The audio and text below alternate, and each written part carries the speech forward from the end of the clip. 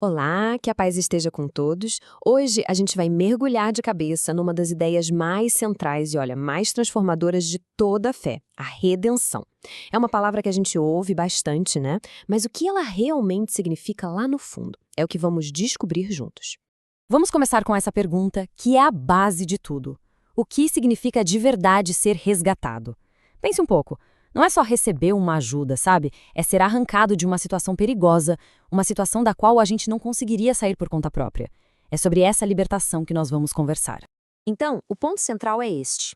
A redenção, na sua essência, tem três partes que não se separam.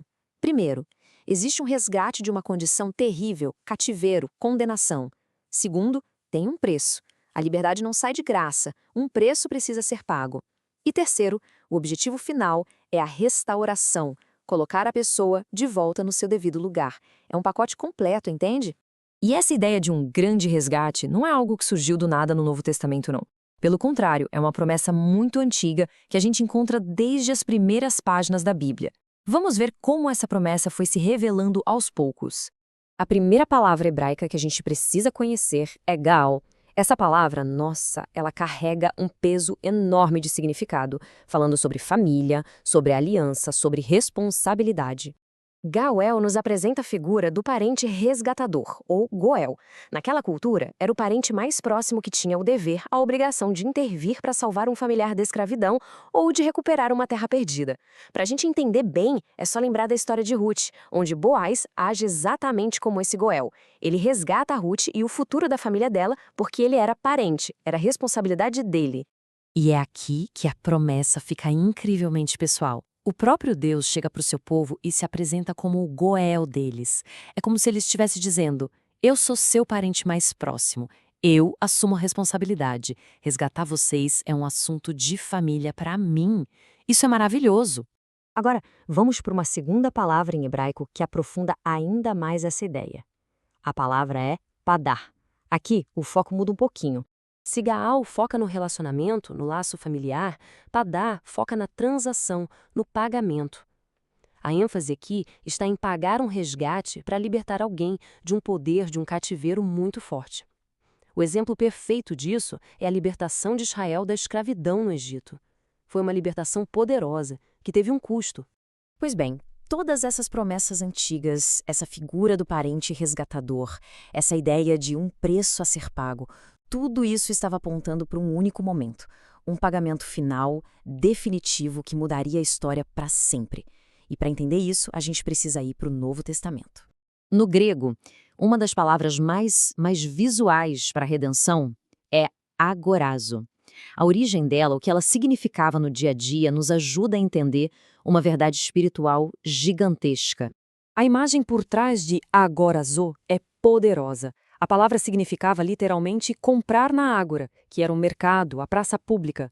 A metáfora espiritual é direta. A humanidade estava como que à venda num mercado de escravos do pecado. E um preço precisava ser pago para nos comprar de volta, nos tirar desse mercado e nos levar para Deus. E aqui está o preço. A Bíblia não deixa a menor dúvida sobre qual foi a moeda usada nessa compra. Este versículo de Apocalipse diz com todas as letras: o sangue de Cristo foi o preço pago nessa transação divina para nos comprar de volta do pecado e da morte. Certo, o preço foi pago. Mas e aí? O que isso significa na prática? Quais são os resultados? Vamos ver agora as marcas, as características de uma redenção que é verdadeira.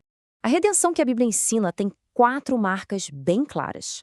Primeiro, ela sempre tem um preço, e esse preço foi o sangue de Cristo. Segundo, ela acontece por substituição. Ele tomou o nosso lugar e pagou o que nós devíamos.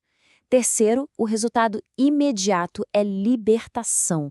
Liberdade da culpa, do poder do pecado, da condenação. E por último, e não menos importante, ela produz restauração. Não é só ser livre, é ser trazido de volta para perto de Deus. E aqui nós chegamos num ponto muito importante, especialmente para quem está começando a caminhar na fé. Essa verdade da redenção pela graça é tão preciosa que, infelizmente, existem muitas distorções, muitas falsificações por aí. É vital saber a diferença entre o que é verdadeiro e o que não é. A diferença é como o dia e a noite. De um lado, a Bíblia ensina a salvação pela graça. O que é isso? É um presente de Deus, um presente que a gente não merece e não tem como pagar. A gente só recebe, pela fé. Do outro lado, tem a ideia da redenção pelas obras. Ela diz que a salvação é algo que a gente precisa conquistar, que depende do nosso esforço, das nossas boas ações. São dois sistemas opostos. E se ainda existir alguma dúvida, este texto de Efésios é como a palavra final no assunto. É um dos resumos mais claros do Evangelho em toda a Bíblia. A salvação é um presente, ponto. Não é um salário que a gente ganha por trabalhar. É um presente que se recebe de mãos abertas. E por quê? Para que ninguém se orgulhe do que fez, mas que toda glória seja de Deus. E além dessa ideia de salvação pelas obras, é bom a gente ficar de olho em outras distorções. Por exemplo, a ideia de que o ser humano pode se salvar sozinho, por seu próprio mérito. Ou o universalismo, que diz que no fim todo mundo vai ser salvo de qualquer jeito, independentemente da fé. Ou ainda uma redenção materialista que acha que salvação é só ter prosperidade aqui na Terra. Todas essas ideias perdem o ponto principal do resgate espiritual que Cristo conquistou. Para a gente ir concluindo nosso raciocínio, vamos dar um passo atrás para ver o quadro completo. A redenção não é só um tema entre vários outros na Bíblia. Ela é, na verdade, o fio de ouro que costura tudo. Pense bem nisso. A Bíblia inteira é uma grande saga de resgate. Começa lá em Gênesis, com a primeira promessa de um Redentor. Atravessa toda a história de Israel, as palavras dos profetas, até que culmina na vida, na morte e na ressurreição de Jesus. É o enredo principal que une toda a Escritura. Então, se há uma única coisa para a gente guardar de toda essa conversa, que seja esta. Essa é a essência do Evangelho. O mesmo Deus que foi ofendido pelo nosso pecado é o Deus que arquitetou o plano de resgate e pagou o preço infinito com a vida do seu próprio Filho. É a maior história de amor e sacrifício que existe.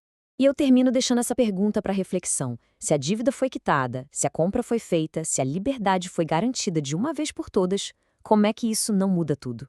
Como isso afeta o nosso medo, a nossa culpa, o nosso futuro, a maneira como a gente